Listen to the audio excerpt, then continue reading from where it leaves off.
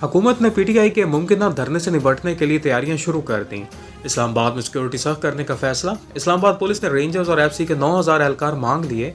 Anti ride kits भी तलब कर ली। नुमाइंदा जनरल अरशद एजाज मलिक और गुलाम कादिर की रिपोर्ट के मुताबिक पीटीआई इस्लामाबाद में धावा बोलने को तैयार। पार्टी राय का दावा है कि 10,000 कारकुन इस्लामाबाद रावलपिंडी के करीब इलाकों में पहुंच चुके हैं। इमरान खान को निकालने का तहैया कर लिया है। मैंडेट वापस करना होगा। मुतालबात की मंजूरी तक वापस नहीं जाएंगे। हुकूमत और पीटीआई के दरमियान आला सतह का राब्ता मुमकिन ब्रेक थ्रू की कोशिशें। मुज़ाकरात कामयाब हुए तो 24 नवंबर का एहतजाज मुलतवी हो सकता है।